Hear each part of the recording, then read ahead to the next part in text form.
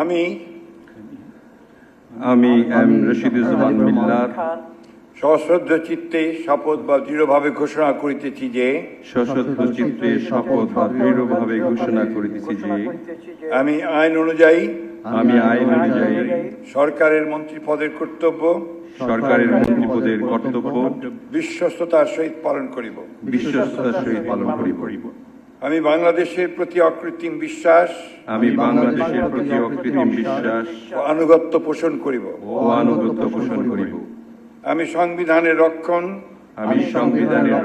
সমর্থন ও নিরাপত্তা বিধান করিব। আমি ভীতি বা অনুগ্রহ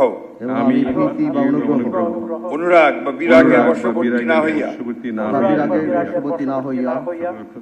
সকলের প্রতি আইন অনুযায়ী যথাবিহিত আচরণ করিব। এবার নবযুক্ত মাননীয় মন্ত্রীগণকে গোপনতা শপথ পাঠ পরিচালনা করার জন্য মহামান্য রাষ্ট্রপতিকে বিনীত অনুরোধ জানাচ্ছি। আমি সশ্রদ্ধ চিত্তে শপথ বা দৃঢ়ভাবে ঘোষণা করিতেছি সরকারের মন্ত্রী রূপে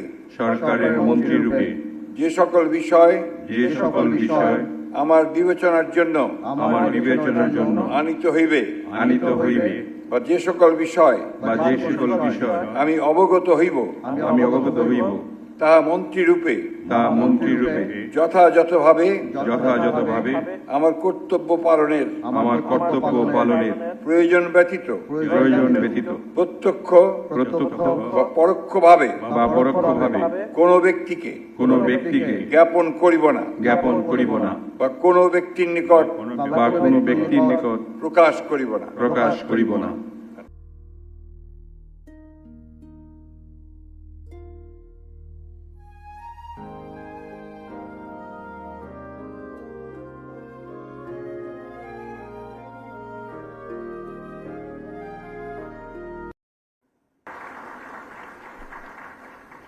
আমি মোহাম্মদ শামীম কায়সার সশ্রদ্ধ চিত্তে শপথ বা দৃঢ়ভাবে ঘোষণা করিতেছি যে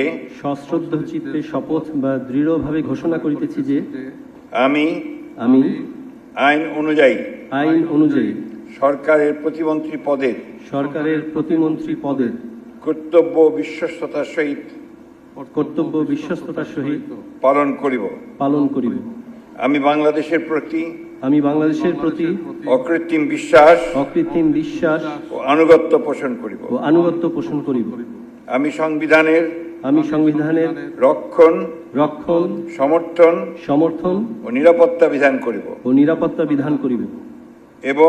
এবং আমি ভীতি বা অনুগ্রহ অনুরাগ বা বিরাগের বশবর্তী না হইয়া সকলের প্রতি আইন অনুযায়ী যথাবিহিত আচরণ করিব। এবার মাননীয় প্রতিমন্ত্রীগণকে গোপনতার শপথ পাঠ পরিচালনা করার জন্য মহামান্য রাষ্ট্রপতিকে বিনীত অনুরোধ জানাচ্ছি। আমি মোহাম্মদ শামীম কায়সার সশ্রদ্ধ চিত্তে শপথ বা দৃঢ়ভাবে ঘোষণা করিতেছি যে সরকারের প্রতিমন্ত্রী রূপে যে সকল বিষয় আমার বিবেচনার জন্য আনিত হইবে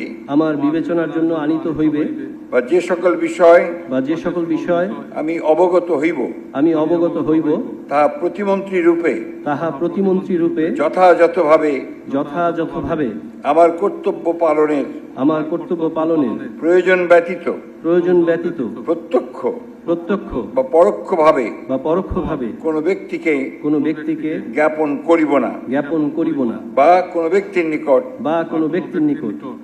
প্রকাশ করিব না।